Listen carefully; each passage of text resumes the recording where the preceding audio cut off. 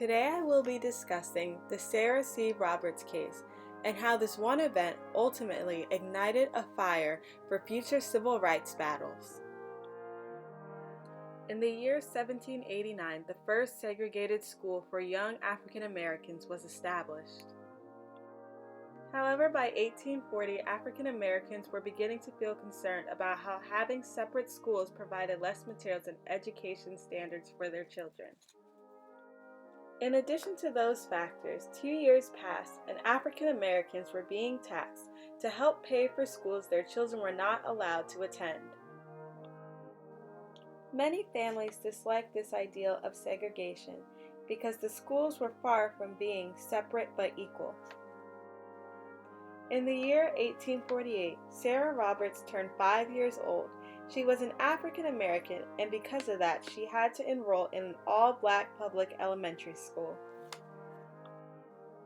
The school she was attending was one of many segregated schools for colored children in Boston.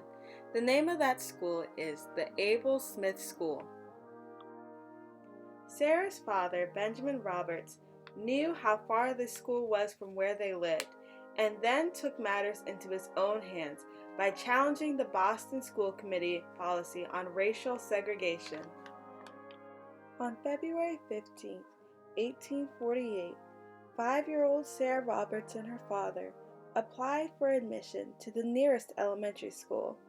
However, the school denied her application due to the fact that she was African American.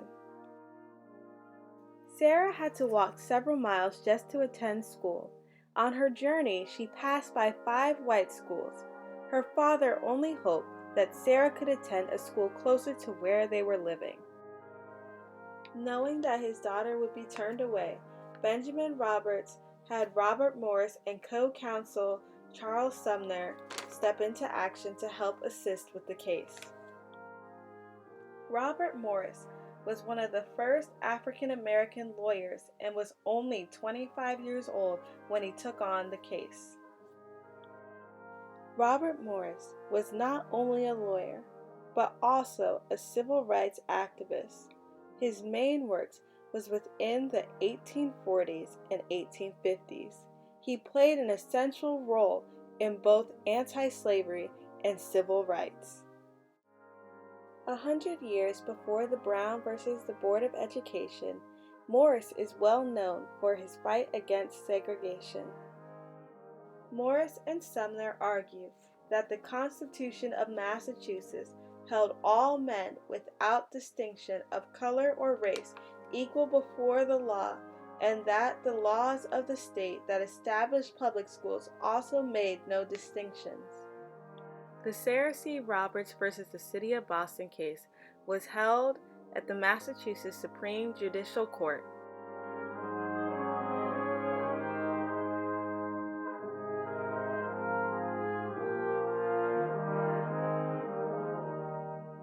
Robert Morris stated, "Any child unlawfully excluded from public school shall recover damages, therefore, against the city or town by which such public instruction is supported." On December 4, 1849, at the Supreme Judicial Court of Massachusetts, Charles Sumner argued that separate schools could never be equal. Sumner said that education in 2 schools may be precisely the same, but a school devoted to one class must differ essentially in spirit and character from where all classes meet together in equality. Prejudice is the child of ignorance, sure to prevail where people do not know each other.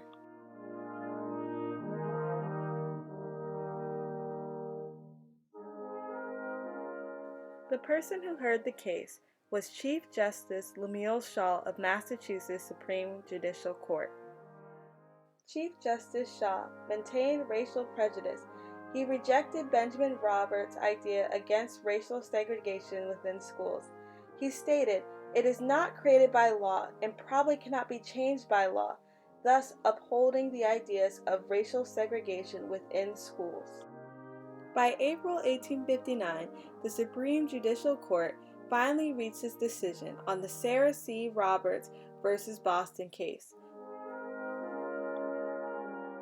In the end, Chief Justice Lemuel Shaw did not believe there was any reason to desegregate schools and desired for the children to continue to attend separated schools.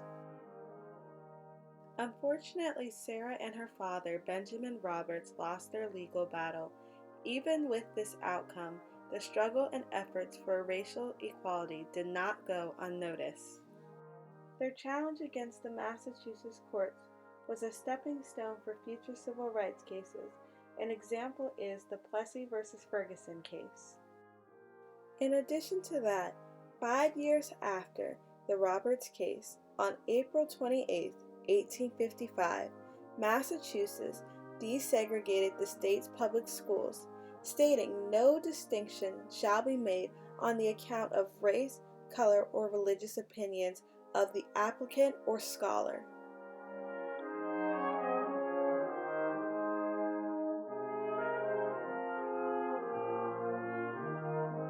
Sarah C. Roberts will forever be known as the girl who put segregation on trial. From her long walk to her father's strong will, they will be respected as key figures in history.